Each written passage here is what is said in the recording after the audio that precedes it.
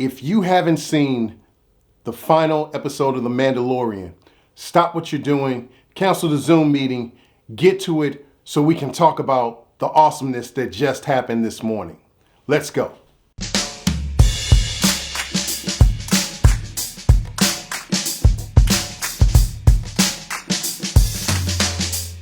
What's going on, everyone? Lamar Harris, aka DJ Noonie, here with another episode of Off Track. I know I've been missing in action for a while, and I said I was going to do reviews for all of the Mandalorian series.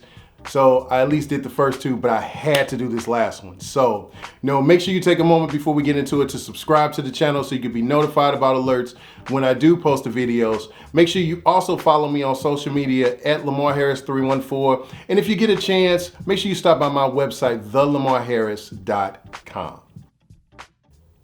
So if you haven't watched the episode yet, I would say careful for spoilers because we're going to talk about everything that just happened in this final episode. So I'll give you a moment to just click away. Let's start with the elephant in the room. Was that Luke Skywalker that just came in, cleaned house on a solo X-Wing with R2-D2 come rolling into the scene? I was not ready. I ain't gonna lie. I was expecting maybe Ahsoka, maybe Mace Windu might have made an appearance. I'd have been excited for that. But Luke Skywalker with R2-D2, you cannot beat that. And call me optimistic, call me a little crazy, but why didn't anybody ask this dude who his name was? You just gonna give a baby to somebody that you don't even ask where you come from. Who are you? All you ask him is, are you Jedi? Yes. What? And that's all it takes? But you did also see him just clean house on everybody that was inside of that ship. So what can you say? The other big thing that happened in this episode that I think we definitely should pay attention to is the gangsterism of Moff Gideon. Yes, I did say gangsterism. Because you think about Moff Gideon understands what's really going on. He's just kind of just setting everybody up. So you get Mando coming into the cell, he's hovering the Darksaber over baby Yoda. Next thing you know, he says you can take the kid, turns around and starts fighting him. Loses that battle on purpose so he can give the Darksaber to the Mandalorian. And he knows Bo-Katan wants it.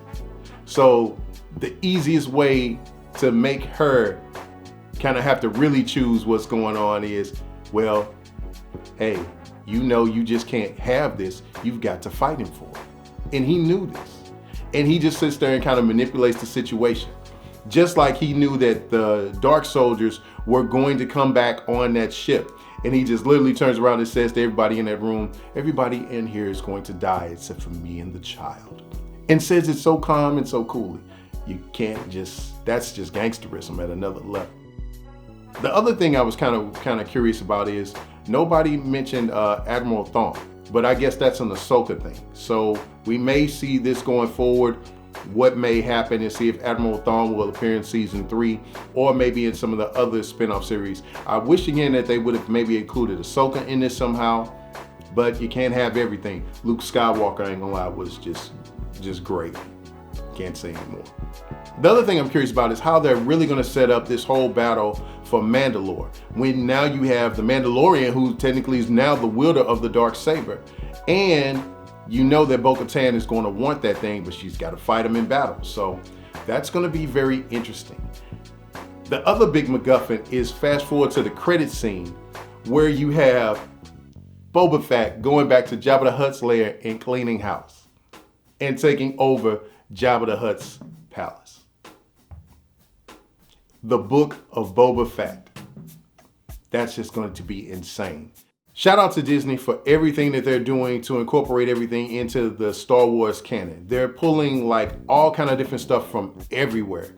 And it's just making us just kind of like really stay really engaged. The Mandalorian has technically been one of those series that has truly been one that has kept everybody's attention for the most part and kept you on your heels because they've been just doing all kind of cool stuff that have been servicing the fans. I have no complaints about this series or this season finale whatsoever. I am looking forward to the Ahsoka series. I'm looking forward to the series that Patty Jenkins is going to be doing. I am looking forward to Obi-Wan Kenobi. Maybe we'll see what actually is going to happen with that. It's going to be such these time jumps all around, but if you haven't seen this episode, you definitely need to go watch it. It is awesome. That about does it for this episode of Off Track. Stay safe out there. Keep your Disney subscriptions, because you know that now we're getting ready to shift into the Marvel Cinematic Universe with everything that they have going on. So it's going to be an awesome time to be a Disney fan. In the meantime, may the Force be with you.